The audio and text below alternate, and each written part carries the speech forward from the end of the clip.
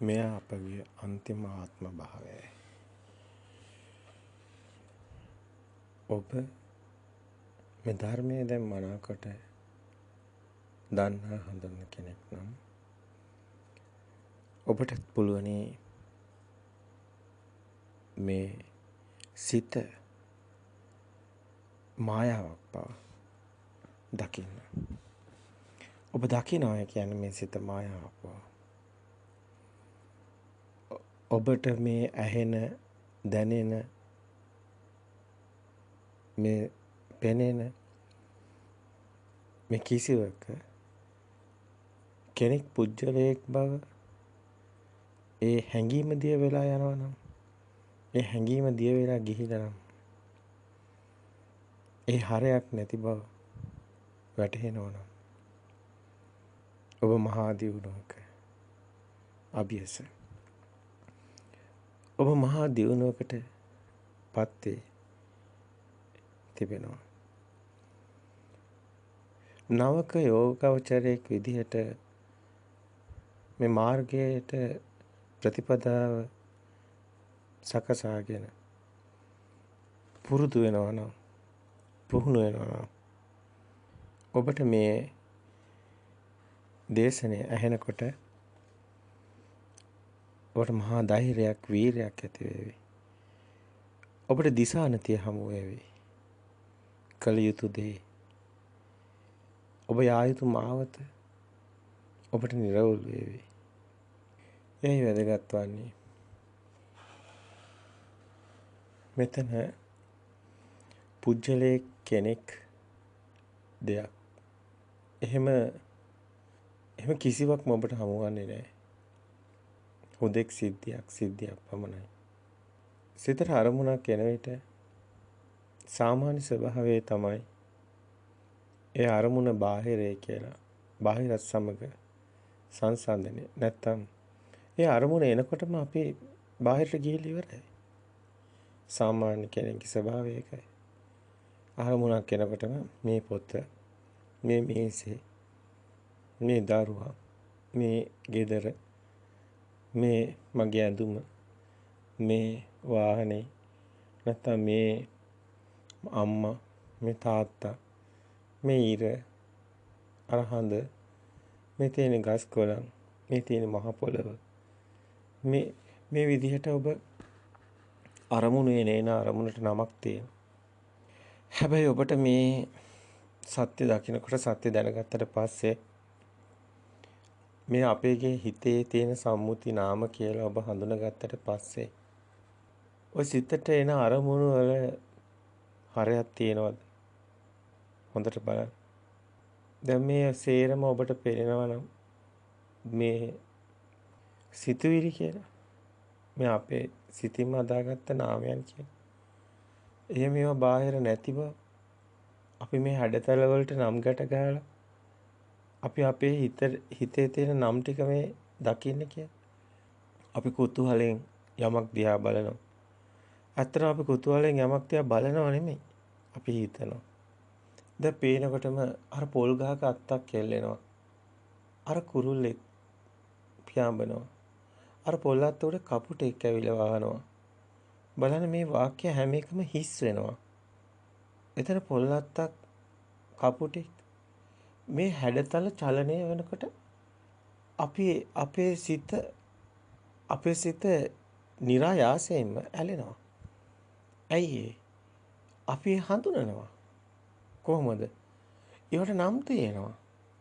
දැන් සාමාන්‍යයෙන් පුංචි දරුවෙක් ආස දිහා බලන් ඉන්නකොට ඒ පුංචි දරුවා මොකුත් හඳුරන්නේ ඒක නිසා ඒවා ගැන අදහසක් නැහැ. අපිට ඒ වුණාට අදහසක් තියෙනවා. අපි දන්නවා මේ කපුටේ මේ පොල් අත්තක්. නමුත් පොඩි දරුවට හැමදේම හෙල්ලෙනවා පේනවා, චලනය වෙනවා පේනවා. අර ප්‍රභාස්වර සිතෙන් පුංචිම දරුවා අපි මේ කතා කරන්නේ. හැබැයි මේ පුංචිම දරුවට ඒවත් එක කම්පනයක් නැහැ. හොඳට බලන්න. පොඩි දරුවා අතපය සොලවනවා, hina වෙනවා, ඇඹරෙනවා. නමුත් කිසිම දෙයක් ගැන පොඩි දරුවා දන්නවද? මේ රතු පාට, කහ පාට එහෙම කියලා දන්නවද? අර පුංචි දරුවාගේ තොටිල්ලේ එල්ලෙනව නේද?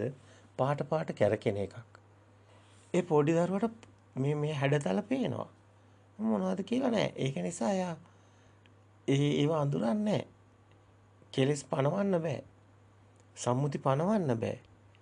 සම්මුති ප්‍රඥප්ති පණවන්න බෑ. මේ රතු පාට කහ පාට කියලා දන්නවා කියලා කියන්න බෑ. හැබැයි හැඩතල තියෙනවා. හැඩතලයක් විතරයි. එහෙට මෙහෙට කිසිම ඒවත් එක්කලා නාම එකතු වෙලා නැහැ. අන්න නාමයක් නැති රූපයක් දකිනවා. මෙන්න මේ නාමයයි රූපයයි වෙන් වෙන තැන් තමයි හොඳට දකින්න ඕනේ ඔබ. මේක ඇත්ත කතාව අපි කතා කරන්නේ. අපිට හදලා කියන්නවත් ගොතලා කියන්නවත් මුකුත් අවශ්‍යතාවයක් නැහැ. අපිට පේන දේ, අපිට තේරෙන දේ, අපිට දැනෙන දේ, අපිට වෙලා තියෙන දේ අපි මේ කතා කරන්නේ. එහෙම කිව්වත් හරි. ඇයි අපි මේ සත්‍ය දැක්කට පස්සේ අපිට වෙලා තියෙන දේ තමයි දැන් සත්‍ය පේන එක. ඒක වරදක්ද? සම්මුති ලෝකයේ අනුව බලනවා නම් හැමෝම දකින විදියට දකින්න අපිට දැන් හැකියාවක් නැහැ. අපිට ඊට වැඩිය යථාර්ථයක් පේනවා. කිසිම දැනක අපිට කියන්න බෑ අපි ලොකුයි කියලා. අපිට මුකුත්ම අදහසක් නැහැ. ලොකු පොඩි ඒවා සේරම සම්මුති ලෝකේ තියෙන. සම්මුති ලෝකේ දෙයක් තියෙනවා. ඒ දෙයට ඇලෙනවා ගැටෙනවා. ඉතින් හොඳ කෙනෙක් ඉන්නවා, නරක කෙනෙක් ඉන්නවා, කේන්ති යන්න කෙනෙක් ඉන්නවා, තරහ වෙන්න කෙනෙක් ඉන්නවා. හොඳ දේවල් කරන අය ඉන්නවා, නරක දේවල් කරන අය ඉන්නවා. හැබැයි මේ සත්‍ය අවබෝධ වුණාට පස්සේ මේ සම්මුති ප්‍රඥප්ති නාමයන් සේරම දිය වෙලා ගියට පස්සේ ඒ නාම රූප දෙකෙන් නිෂ්ප්‍රභා වුණාට පස්සේ ওই සේරම අන්ත ඉවර වෙනවා. අන්ත තියෙන්නේ නාම රූප තියෙනකම් පමණයි. මේ සිතේ ඇත්ත දකිනවා කියන්නේ ඇත්තටම මේ නාම රූප වටහා ගන්නවා කියන එකයි. අපි මේ සිත කියන එක ඇදිලා තියෙන නාම රූප වලින්. අපි සාමුතිය තුළ අපි ඔබ පෙරදහම තුළ ඔබ ඉගෙන ගන්නවා. චත්තාරෝච මහ භූතානං චතුන්නංච මහ භූතානං උපාදාය රූපං කියලා. නමුත් ඇත්තටම ප්‍රායෝගික වෙලා බලන්න. එතකොට හතර මහ භූත අපිට පේන්නේ. චත්තාරෝච මහ භූතානං පේන්නේ. ඒ නිසා හටගත් උපාදාය රූපේ අපේ සිතේ හටගත්ත ඒ දැන ගැනීම උපාදාය රූපයක්. ඒතර අපිට බාහිර හතර මහ භූත පේන්නේ. අපි උනාට හිතන දෙයක් තියෙන්නේ. උපාදාය රූපයක් කියන්නේ රූප සංඥාවක්. ඒකයි නාමීය රූපයක් කිව්වේ. නාමීය රූපයක් කියන්නේ බාහිර තියෙන එකක් නෙමෙයි. නාමීය රූපයක් කියන්නේ රූප සංඥාවක්. සංඥාවක් කියන්නේ චිත්තයක්. ඒකේ තියෙන පොතක්. ඒකේ තියෙන්නේ ඉර, හඳ, පොත, නම්. හැබැයි බාහිර නම් නැහැ. මෙතන ලොකු වෙනසක් තියෙනවා. බාහිර නම් නැහැ. හතර මහා භූත විතරයි. හතර මහා භූත කිව්වම හැමදේම එනවා. ඒ කියන්නේ පොළව ගත්තත්, පොත ගත්තත්, ගහ ගත්තත්, අම්මා ගත්තත්, දරුවා ගත්තත්, ගේ ගත්තත්, වාහනයක් ගත්තත්, ඔබ අඳින ඇඳුමක් ගත්තත්, ඔය එන හැම අරමුණක්ම ශබ්දයක් ගත්තත්, වර්ණයක් ගත්තත්, රසක් ගත්තත්, ගඳක් ගත්තත් ඒත් හතර මහා භූතමයි. ඊට පස්සේ දැන් කෙනෙකුට කියයි එහෙම කොහොමද හතර මහා භූත වෙන්නේ? නෑ ඒත් හතර මහා භූත. භූත කියන්නේ තියෙන දෙයක් නෙමෙයි. සකස් වෙන එකක්. ඔය හතර මහා භූත ඔබ ඝන ද්‍රවය කියලා දැක්කට ඊට වැඩි ගැඹුරු පරයයක් තියෙනවා. ඊට වැඩි ගැඹුරු තැනකින් ඔක දකින්න ඕනි. ගැඹුරු නුවණකින් දකින්න ඕනි. එක අධීරයක් තමයි ඒ ඝන ද්‍රවය කියන්නේ. හැබැයි ඊට වැඩි ගැඹුරට ගියාම ඒක අංශුමය ස්වභාවයක්. එකට එකතු වීම ඝන, ලිහිල් වීම ද්‍රව, තව ටිකක් ලිහිල් වීම වායු. ඒක තවත් ටිකක් ගැඹුරට ගියාම ශක්ති ස්වභාවයක්. ශක්තිය ඝන වීම ඝන, ශක්තිය ලිහිල් වීම ද්‍රව, ශක්තිය තව ටිකක් ලිහිල් වීම වායු. ශක්තියම ස්වභාවයක්. ඒක එතන ගන්ධ, රස, පහස, උණුසුම සීතල. මේවා ශක්ති ස්වභාවයක්. ඒක හතර මහා භූතම තමයි අපිට කියන්න වෙන්නේ. මොකද මේ භාෂාව අපි පාවිච්චි කරනවා විතරයි. අපි ගැඹුරු පරයය අවබෝධ කරගන්න එකක්. ඒක භාෂාව පාවිච්චි කරනවා විතරයි. මොකද භාෂාව ලෞකිකයි. ලෞකික භාෂාවකින් කොහොමද ලෝකෝත්තර ධර්මයක් අවබෝධ කරන්නේ? ඒක අතිශයින් ගැඹුරුයි. ඒක අතිශයින් ගැඹීරයි. ඒ අදහස හොඳින් බලන්න. මේ භාෂාව ලෞකිකයි. දැන් අපි දැක්කා අපි ඉදිරිපත් කරලා තියෙන දේශනාවලට සමහර කමෙන්ට්ස් දාලා තියෙනවා. මේ අභිඥා කියන්නේ ලෞකිකයි කියලා. ඔව්. භාෂාවක් නේ. ඥාන කියන්නේ භාෂාව. අභිඥා කියන්නේ භාෂාවක්. භාෂාව ලෞකිකයි. භාෂාව ලෞකිකයි. ඔය මොන දේ කතා කරත් කතා කරන්නේ වචනකින්. වචනේ ලෞකිකයි. දැන් ලෝකෝත්තර මොනවද? ඔය සේරම භාෂාව වචන නැති තැනයි. ලෝකෝත්තර භූමිය. ලෝකෝත්තර භූමිය ඔබ දකින්න මහා නුවණින් නාම රූප නැහැනේ. නාම රූප වලින් මිදුණු තැනක් නේ. එතකොට ඔය හැම දෙයක්ම දෙයක් කරගෙනනේ ඔය පේන අපි කතා කරන්නේ. භාෂාව තුළ දෙයක් තියෙනවානේ. නමුත් ලෝකෝත්තර භූමියේ දෙයක් නැහැ. අතිශයින් ගැඹුරුයි මේ දෙපැත්ත හොඳින් දකින්න ඕනේ. ඉතින් මේක ඥානය කියන්නේ භාෂාවක්. නමුත් ඒකේ අභ්‍යන්තර තියෙනවා ඔබට දැනෙන දෙයක්. ඒකේ අභ්‍යන්තරය මේක කියන්න බෑ භාෂාවෙන්. භාෂාවෙන් කියන්න බෑ මේක. අතිශයින් ගැඹුරුයිනේ මේ කතාව. ලෝකෝත්තර භූමියේ දෙයක් කොහොමද භාෂාවකින් කියන්නේ? දෙයක් ඇත්තෙත් නැහැ. කෙනෙක් ඇත්තෙත් නැහැ. රූපයක් ඇත්තෙත් නැහැ. දැන් නාමයක් ඇත්තෙත් නැහැ. දැන් මේක කොහොමද භාෂාවකින් කියන්නේ? දැන් ඔබම අපිට කියන්නේ. ලෝකෝත්තර භූමියේ කෙනෙක් ඇත්තෙත් නැහැ. දෙයක් ඇත්තෙත් නැහැ. එහෙම ස්වභාව මුකුත් නැහැ. සියල්ල අවබෝධයෙන් මිදිලා. සංකිතේ නිබ්බිදායි.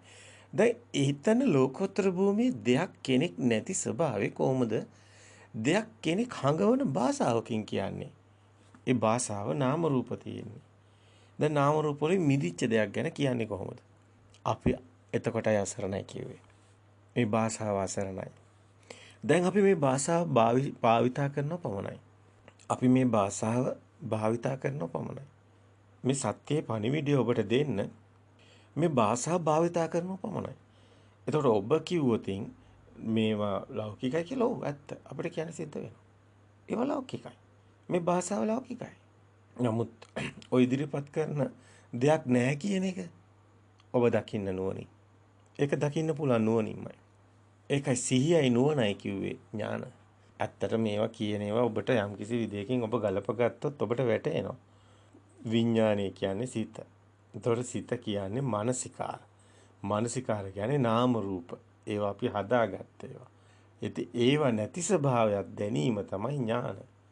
ඥානයක් කියන්නේ මනස නෙමෙයි. නාම රූප නෙමෙයි. ඊට ගිය ඥානය කියන්නේ සිතුවිලි නෙමෙයි. ඒක සිහිය. දැන් සිතක් ඇති වෙලා නැති වෙන බව සිහියක් තියෙන. ඒ සිහිය තමයි ඥාන. ඉතින් මේක උදෙක් තර්කට ගන්න පුළුවන් එකක් නෙමෙයි. ඒකයි තර්කං වඩ. ඒ කියන්නේ මේක තර්කයට නගන්න බෑ.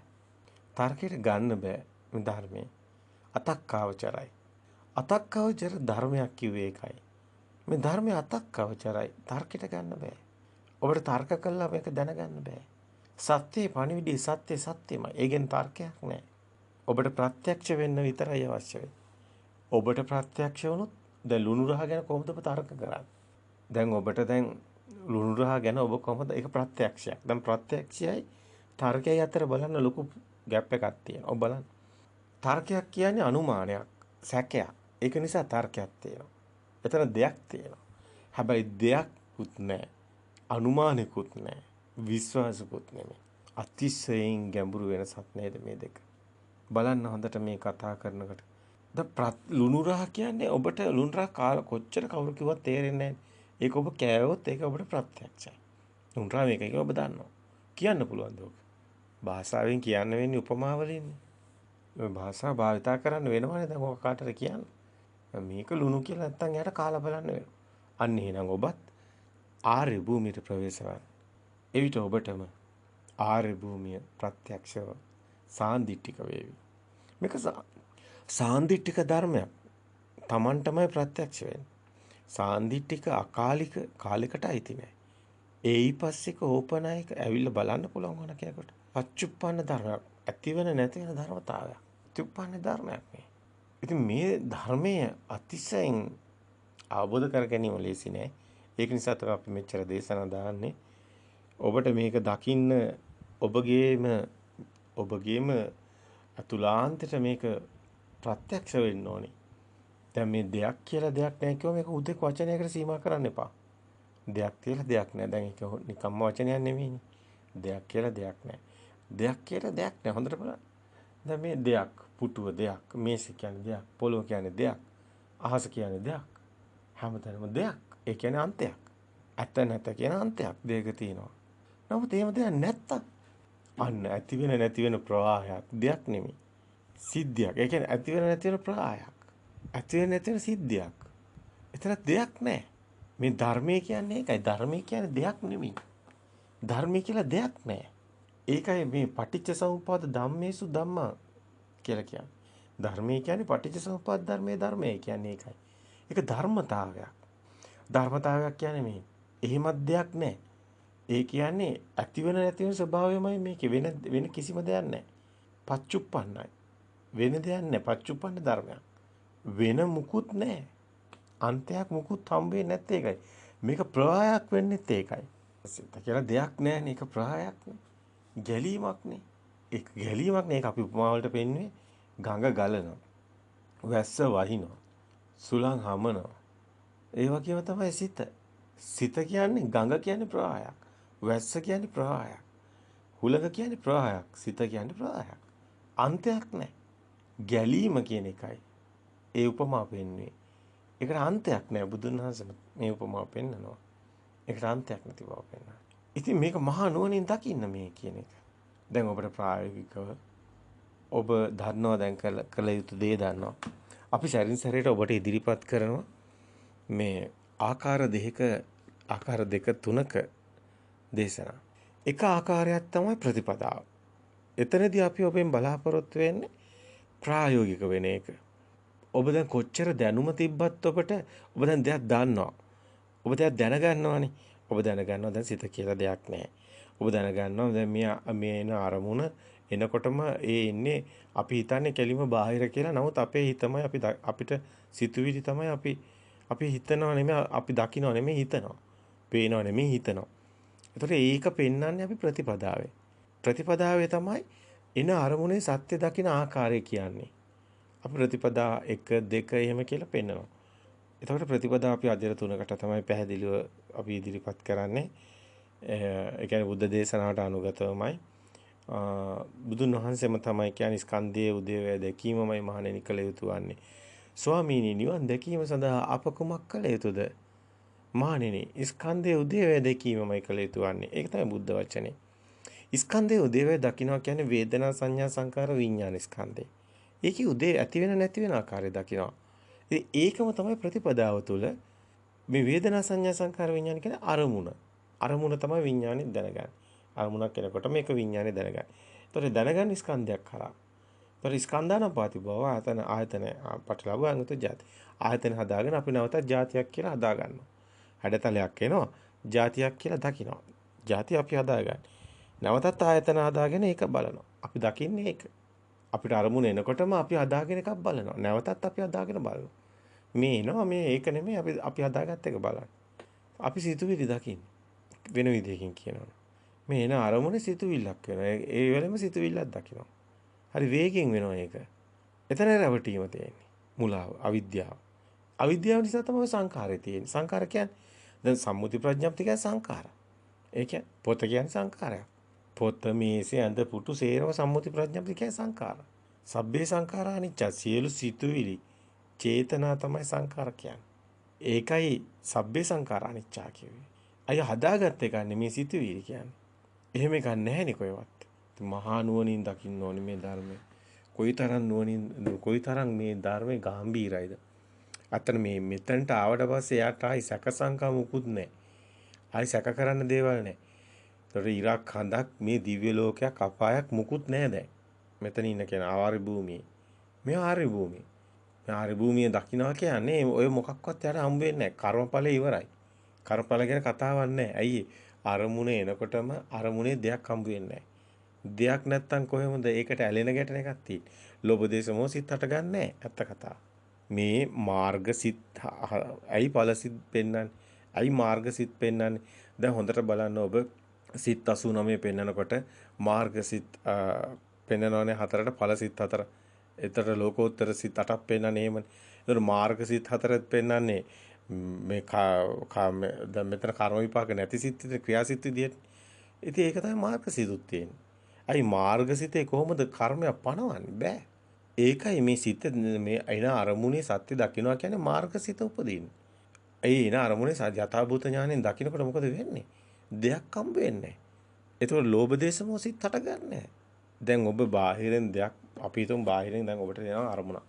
දැන් ඒ අරමුණ එනකොටම ඒ අරමුණේ හතුරෙක්වත් මිතුරෙක්වත් බාහිර නැහැ. ඔක්කොම තමන්ගේ සිතේ. තමන්ගේ සිත දකින්න මිස බාහිර දකින්නේ නැහැ නේද දැන් මෙයා.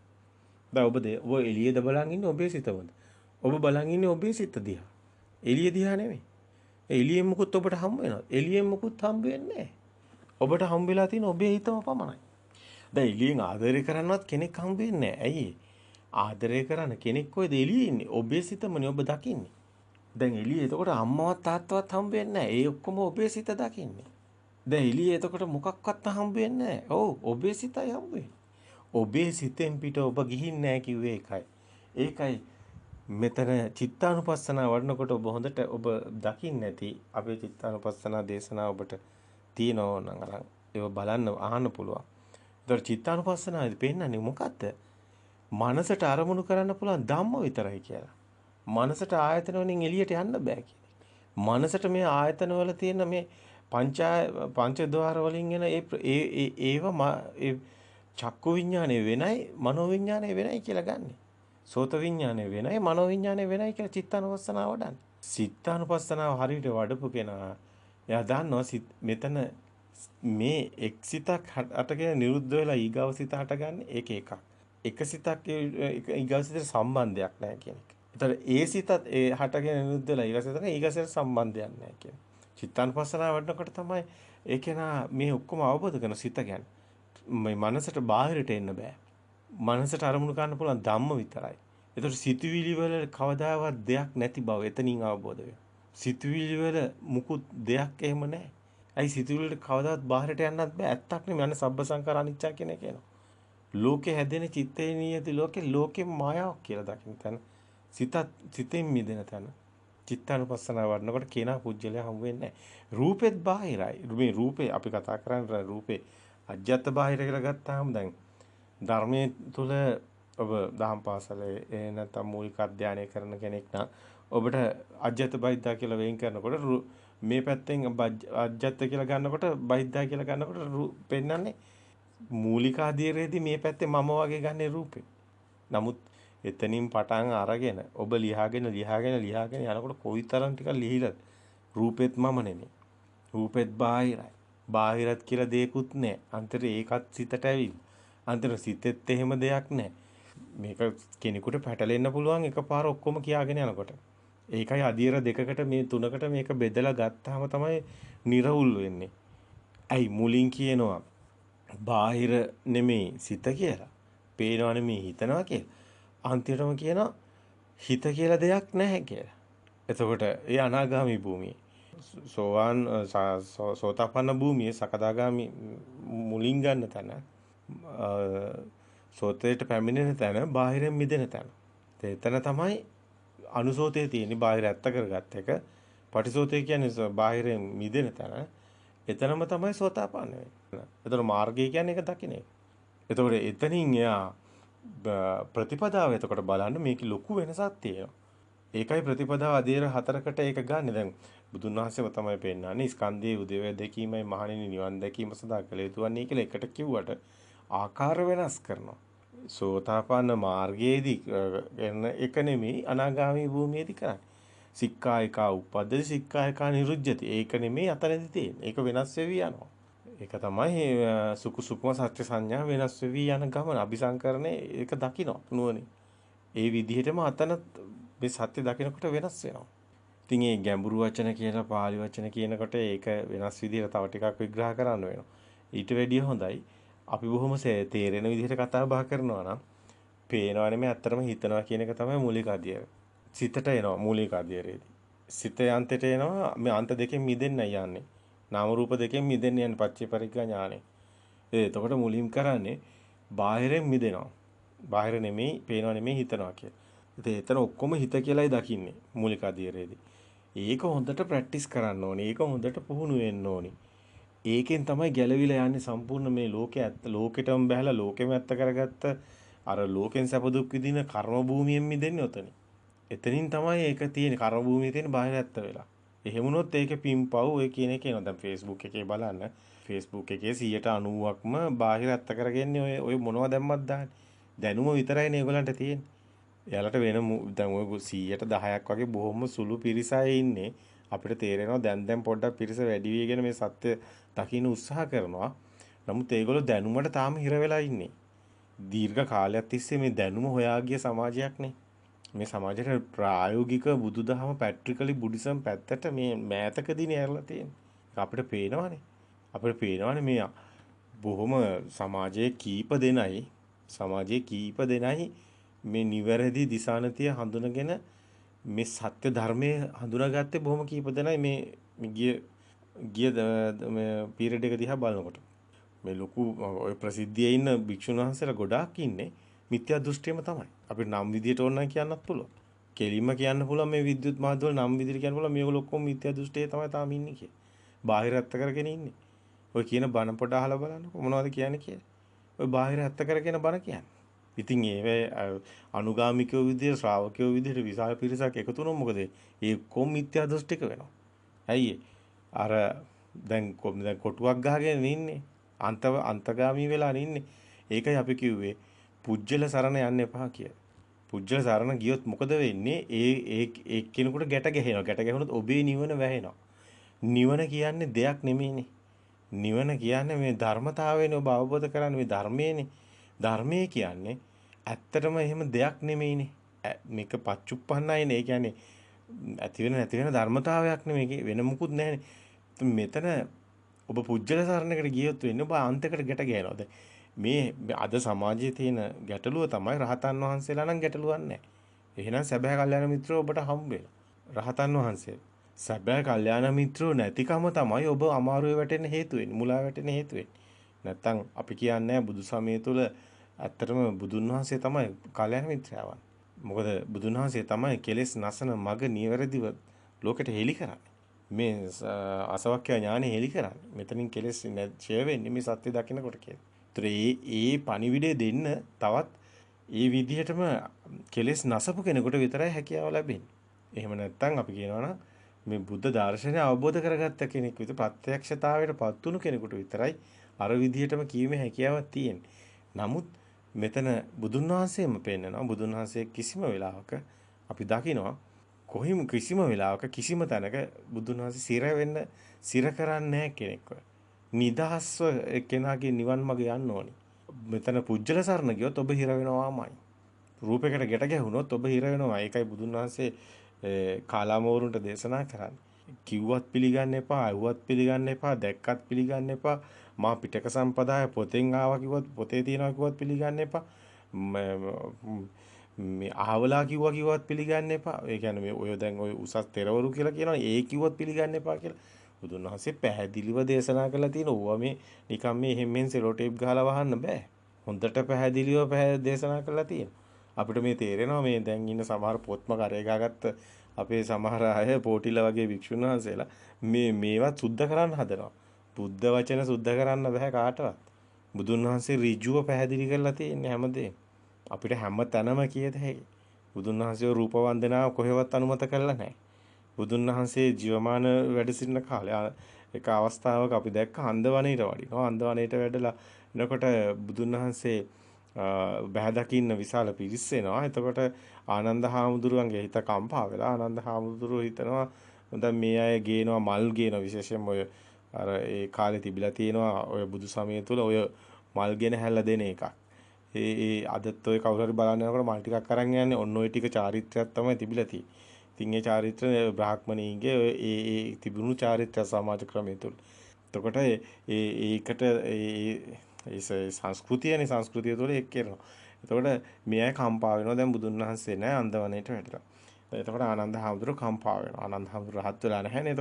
එතකොට ආනන්ද හාමුදුරුවෝ හිතනවා මේ අයට වන්දනා කරන්න බුදු පිළිමයක් නෙලන්න ඕනි කියලා. එතකොට මුගලන් හාමුදුරුවන්ට කියනවා 이르දියෙන් මවන මුගලන් හාමුදුරුවන්ට කියනවා දැන් කතාව තියෙන්නේ එහෙම තමයි. 이르දියෙන් මුගලන් හාමුදුරුවෝ මවනවා. ඊට පස්සේ කම්කරුවෙක් ගෙන හැල්ලා සඳුන් කොටයකින් පිළිමයක් නෙලනවා. ඒ ජීවමාන බුදුන් වහන්සේගේ ඒ උසට ශරීරන ඒ විදිහෙම ශරීරයේ ඒ විදිහෙම රූප ස්වභාවය ඇති වෙන්නේ ඒ විදිහටම ජීවමාන බුදුන් වහන්සේ විදිහටම නෙලනවා. සඳුන් කොටේ. එතකොට බුදුන් වහන්සේ වැඩ වඩිනවා අන්දවනේ. අන්දවනේ වැඩ වෙලාවේ බුදුන් වහන්සේ අහනවා ආනන්දේ මේ කුමක්ද? ඊට පස්සේ කියනවා ඔබ වහන්සේ නැති අවස්ථාවලදී මේ අහිංසක මේ මිනිසු කම්පා වෙනවා. මේ මිනිසුන්ට වන්දනා කරන්න දෙයක් නැහැ. ඉතින් උන් මිනිස්සු දුර සිට එන්නේ ඕන් කම්පා වෙනවා. ඒක නිසා මේ ඔබ වහන්සේ නැති නිසා මේ විදිහටම අපි රූපයක් මෙහෙම සකස් කරා වන්දනා කරන්න කියලා. ඊට පස්සේ ඒවලෙම කියනවනේ බුදුන් වහන්සේ වහාම මේ සඳුන් කොටේ කෑලි කෑලි විසිරවලා මේ කඩලා මේ ගංගානංගේ පාකල් අරන් කියලා. ඒවලෙම විනාශ කළා ඒ සඳුන් කොටේ ගංගානංගේ පාකල් යවන්න කියලා. ඒවලෙම කෑලි කෑලි වලට කඩලා ගංගානංගේ පාකල් යවනවා.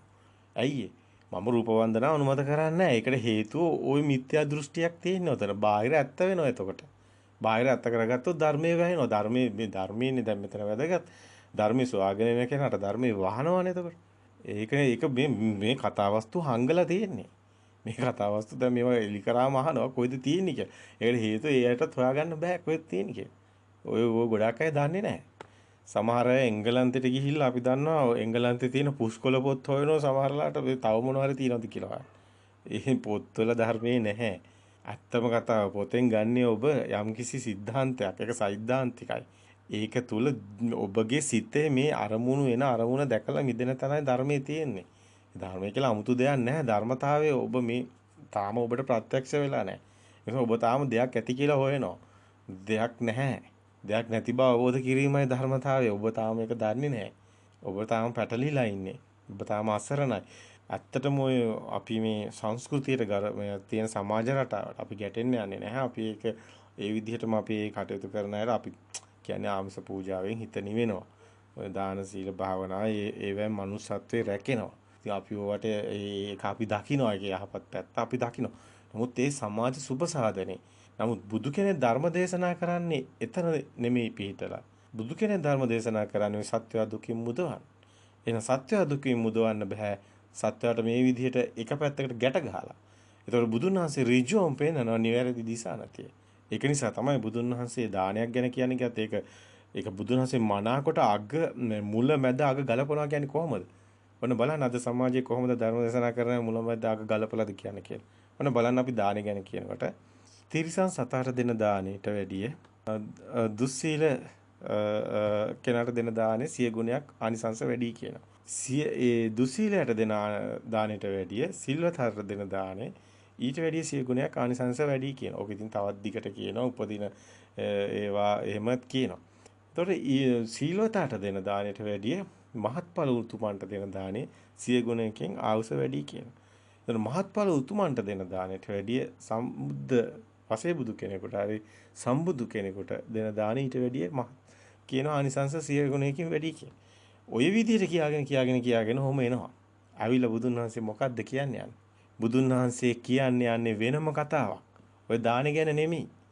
ඔය දානෙ ගන්නේ ආදේශකයක් කරලා. බුදුන් වහන්සේ නිවන පෙන්වන්නේ. ඒකයි මුලැමැදාග ගලපලා ධර්ම දේශනා කරනවා.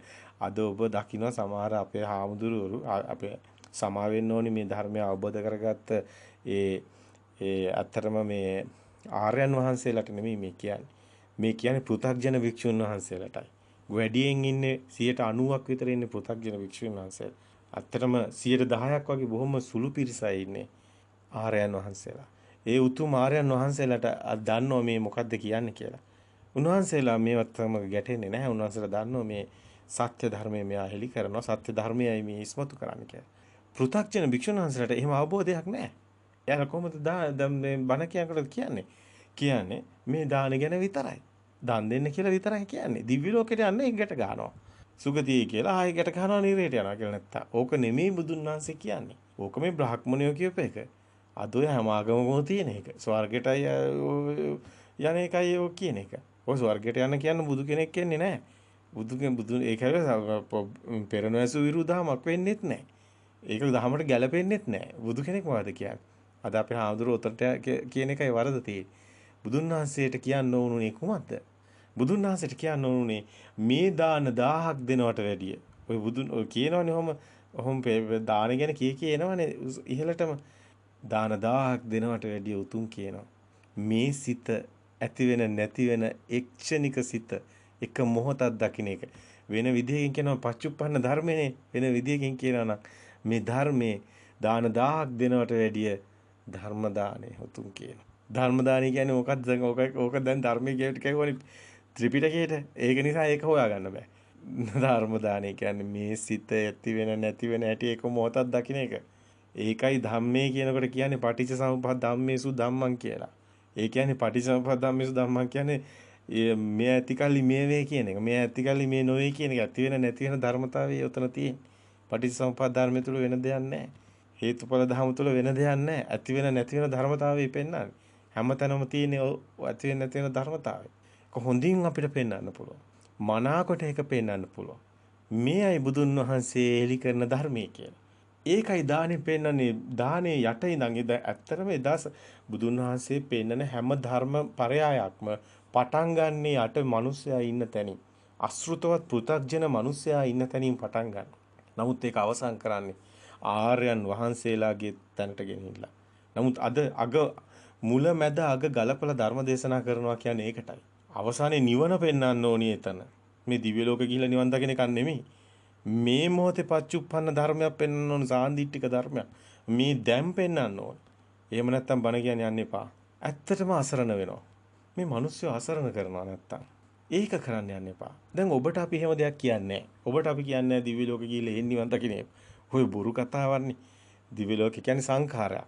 ඒක අපේ සිතේ තියෙන්නේ. එළියේ බාහිර හම්බ වෙන්නේ නැහැ. මේක තව අභිඥාවට අපි කියන්නේ අභිඥාවෙන් කියනවා කියලා ගැඹුරු පරයයක් තියෙනවා කියන්නේ. ඒක ඒ මහා ගැඹුරකින් කියන්න ඕනේ. තාම අපි හෙලි නොකරපු කාරණා තියෙනවා. ඒ කාරණාත් එක්ක අපි ඉස්සරහට හෙලි කරනවා. දිගින් දිගට තව තියෙනවා ඉදිරිපත් කරන්න. එතකොට ඔබට මනාකොට තේරෙනවා මොකද්ද මේ කියන්නේ කියලා. තාම අපි හරියටම පෙන්වුවේ නැහැ මේ දිව්‍ය ලෝකේ කොහොමද මේ මනස ඇතුලේ කොහොමද දකින්නේ කොහොමද සකස් වෙන්නේ කොහොමද ඒක බාහිරින් දකින්නේ කියලා. මොකද බාහිර දිව්‍ය ලෝකයක් නැහැ. ඒක වෙනම පරයයක් මේ චිත්ත පරයයි.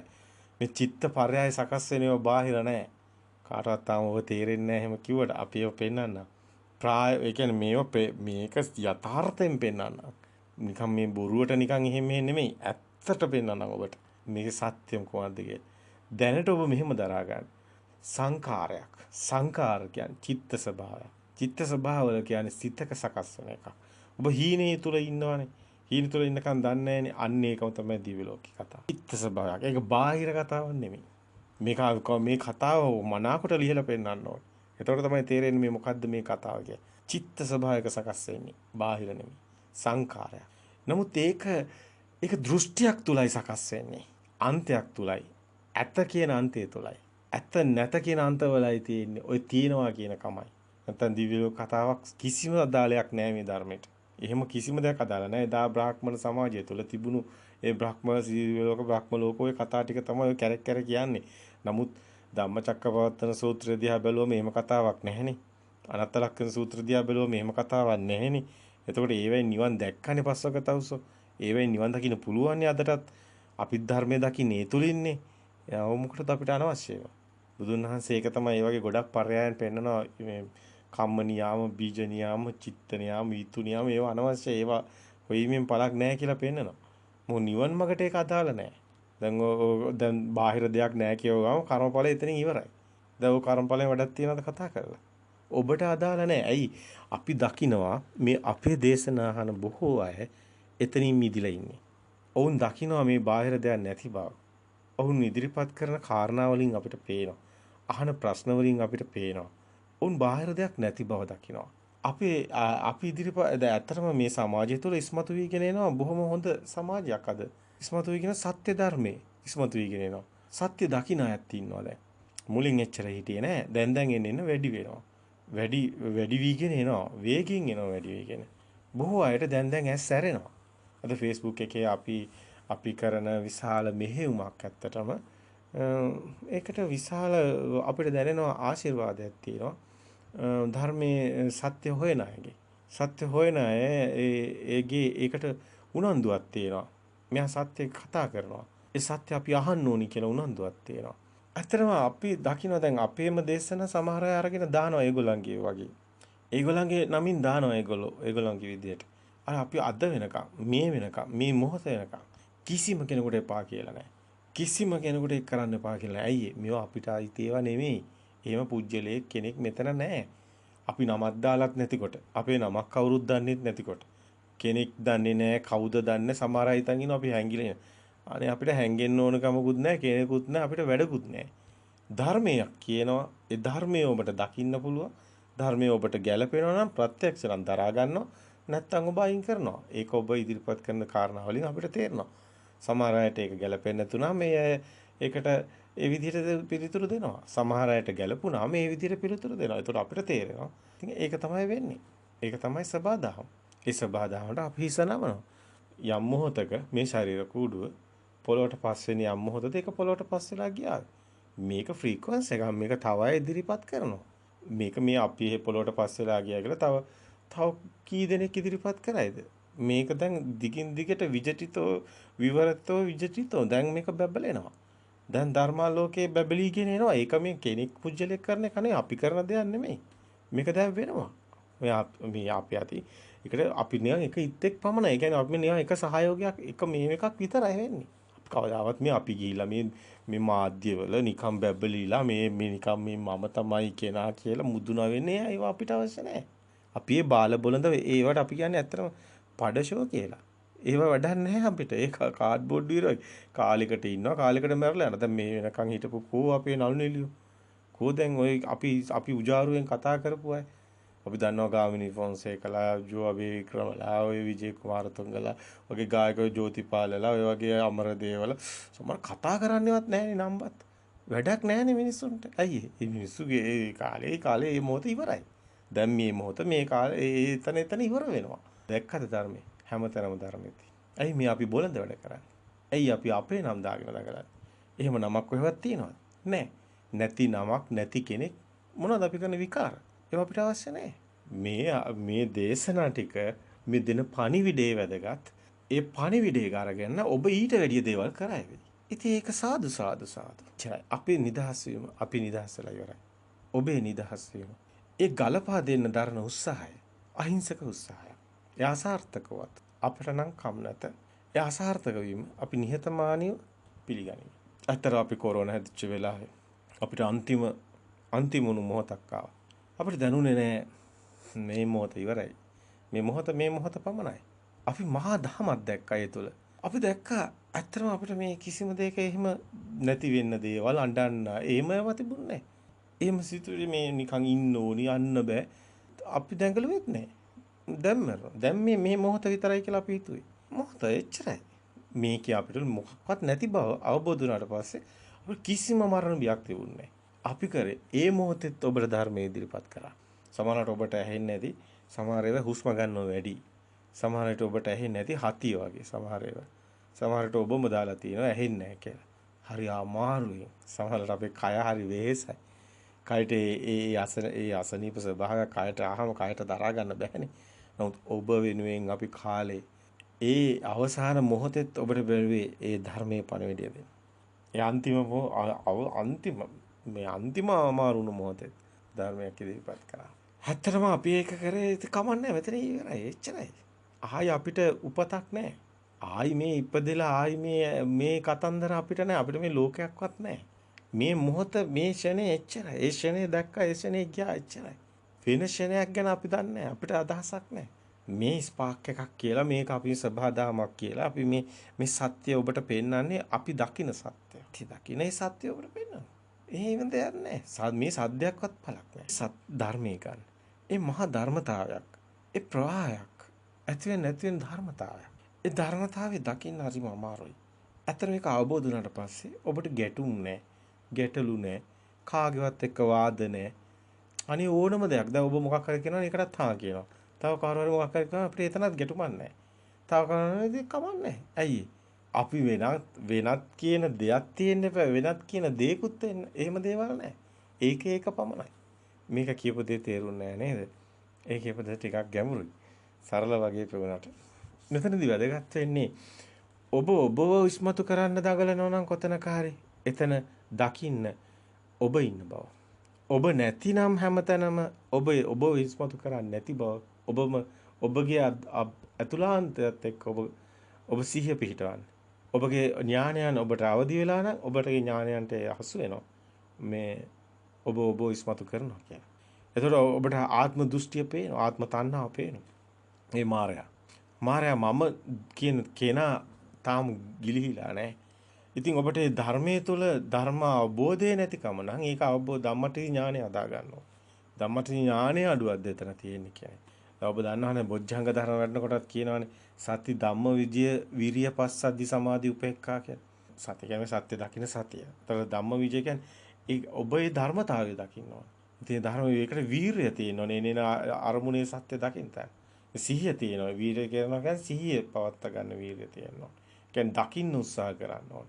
සති ධම්මවිජය විරිය පස්සද්ධි කියන්නේ සති ධම්මවිජය විරිය පස්සද්ධි සමාධි උපේක්ඛා. එතනම ඔබ ඒ කම්පණය වෙන්නේ නැති ඒකට ඇලෙන්නේ ගැටෙන්නේ නැති ඒ දකින්න ඕනි මධ්‍යස්ථ ස්වභාවය. ඒකයි සති ධම්මවිජය විරිය පස්සද්ධි සමාධි උපේක්ඛා. ධම්මවිජය විරිය පස්සද්ධි සමාධි ප්‍රීතිය එනවා එතනට. සති ධම්මවිජය විරිය ප්‍රීති පස්සද්ධි සමාධි උපේක්ඛා. ඉතින් මේ අර කම්පණය වෙන්නේ නැති ඇලින්නේ ගැටෙන්නේ නැති තැන නැති වෙනකොට ඔබ ඒකට කම්පණය වෙන්නේ නැති සුඛයක් තියෙනවා. ඒ සුඛයත් එක්ක තමයි ඒ ආර්ය භූමියේ තියෙන ප්‍රීතිය සාමාන්‍ය මනුෂ්‍යයා ඒ සතුරු සාමිචිය දෙන ප්‍රීතියක් නෙමෙයි. ඒ සුඛ ඒකාග්‍රතාව කියන තැනට යන තැන. ඉතින් එතන තමයි එතන ඔබට දකින්නේ සමාධිය අනිමිත්ත සමාධිය. නිමිති වලින් මිදලා. එතනයි ඔබ දකින්නේ නෙක්ඛම්මසිත උපේක්ෂාවට එන්නේ. ඒ කියන්නේ කාමරාග පටික වලට යන්නේ නැති උපේක්ෂාවට එන තැන තමයි ඒ බොජ්ජංග ධර්ම වල පෙන්නන්නේ අනිමිත්ත සමාධිය කියන්නේ. අනිමිත්ත ශුන්්‍යත අප්‍රණීත චේතෝ විමුක්තිය එතකොට තමයි ඔබට මනාකොට ලියා ගන්න පුළුවන් ලෝකෝත්තර භූමිය. ඉතින් ලෞකික භූමියේ ලෞකික ධාන වලදත් ඔබ අපි කලින් කතා කරලා තියෙන ඔබේ දේශනා හොඳින් අසන්න. අපි මෙතනදී ප්‍රායෝගික පැත්තම ගන්න ඕනි ප්‍රතිපදාවට අනුගත කළා.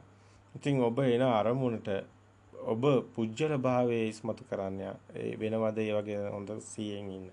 කියන්නේ ඒවට උපමානම් කියන්නේ උපමා දෙනවා නම් උදාහරණ කියනවා නම් ගොඩාක් කියන්න පුළුවන්. ඉතින් හැම මොහොතෙම ඔබගේ සිත බලන්න ඔබට සිත හැම මොහොතෙම දැනෙන ගතිය තියෙනවා. ඒක ඇවිල්ලා ඉන්ද්‍රිය ධර්ම බල ධර්ම වෙන තැන ඊටාම වැදගත් තැනක්. ඒ කියන්නේ ඔබ හිතනවත් නෙමෙයි ඔබට පේන්න ගන්නවා. එතනට ඔබ එන්න පුළුවන් නම් ඔබ දිනුම්. ඒ කියන්නේ දැන් අපි දකින දේ අපි කියන්නේ අපි දැන් මුලින් අපි ගොඩාක් වීර්ය අරගෙන පෙන්වුවේ හිතට. ඒක දැන් ඔබ දැන් සමහරවිට වීර්ය අරන් පෙන්නනවා වෙන්න පුළුවන්. ඔබ ඉන්න තැන අනුව මේ ධර්මය ගලපන්න. අපි කියන්නේ අපිට ඉතින් ඔක්කොම එකපාරේ එහෙම කියන්නේ ගොඩාක් කියන්න තියෙනවා. අපි එහෙමත් කරපු දේශනා ඔබට අහන්න ලැබෙනවා. අර පැය 14 ධර්මීයම අනුගත කරගත්ත පැකේජ් එකක් වගේ දේශනේ. හැමදේම අපි පෙන්වන්න උත්සාහ කරන සමතයත් එක්කලා විපස්සනා වැඩෙන හැටි විද්දසුන්නුවනට එන හැටි සමතය තුළින් දියුණු ඒක සහයෝගය වෙන හැටි ඒ වගේම සිත හැදෙන හැටි එතකොට සිතුවිලි හැදෙන හැටි එතකොට ඒක නාම රූප හැදෙන හැටි එතකොට ඒවෙ මිදෙන හැටි එතකොට ඒක සම්පූර්ණයෙන්ම ගලපන්න තමයි මේ පැකේජ් එකක් විදියට නිවනටම අනුගත වුණු පැකේජ් එකක් විදියට අපි මේ පැය 14 දේශනාව කොටස් 24කට බෙදලා ඔබට අහන්න ලැබෙනවා මේ දේශනාව මාකට කලින් අභිඥාවෙන් දකින පරම සත්‍ය කියලා. අභිඥා ඥාන වලට හසුවන පරම සත්‍ය කියලා. ඉතින් ඒක නාම රූප පරිච්ඡේද ඥානය කියලාත් කොටසක් යනවා මුල් කොටස. 1 2 3 4 5 කියලා කොටස් 24කට එනවා. ඉතින් ඒක ලොකු උදව්වක් වෙනවා. ඒක අපි දකිනවා. බොහෝ අයට ලොකු උදව්වක් වෙනවා. හැබැයි ලොකු ඉවසීමක් තියෙන්න ඕනේ. එච්චර විශාල ප්‍රමාණයක් සවන් දෙන්න. හැබැයි ඒවා කෙටි දේශනා විදියට කඩලා පෙන්නන නැත්නම් පැය 14ක් 24කට කැඩෙන්නේ ඒවා විනාඩි 30 එතකොට විනාඩි 40 ඒ වගේ කොටස් වලට කැඩලා අනිත් සමහර එකට බද්ධ කරලා සකස් කරනකොට ඒක කොටස් 24කට දික් වෙලා තියෙනවා. නමුත් ඒවා කෙටි දේශන විදිහට තියෙන හින්දා අර ගැඹුරු කාරණා ගොඩක් කෙටි කරලා පෙන්නන්නේ. මොකද පැය ගණන් යනකොට පැයක් යනකොටත් අමාරුයි දරා ගන්න. මොකද විනාඩි 30ක් විතර යනකොට අර ගැඹුරු වැඩි නිසා අරක එපා වෙනවා. ඒක නිසා අපි කෙටි කරලා අරගෙන තමයි ඉදිරිපත්. ඉතින් ඒක හොඳින් ඔබට උදව්වක් වේවි. ඉතින් අද අපි ඔබට මේ පෙන්වන්නේ ගොඩක් වෙලාවට මේ ඉතින් පස්සේ අපි ඔබට නිතරම පෙන්වන්න යන කොටස් ටිකක් තියෙනවා. පුහුණු වෙන හැටි නිතරම අපි කතා කරනවා ප්‍රතිපදාව කියලා. ඔබ අපෙන් ඒව අහනවා අපිට කමටහන් දෙන්න. අපිට ප්‍රතිපදාව කියන්න අපිට ඔබ ආ ගමන් මඟ ඔබගේ අත්දැකීම් ඒ ප්‍රතිපදාව තුළ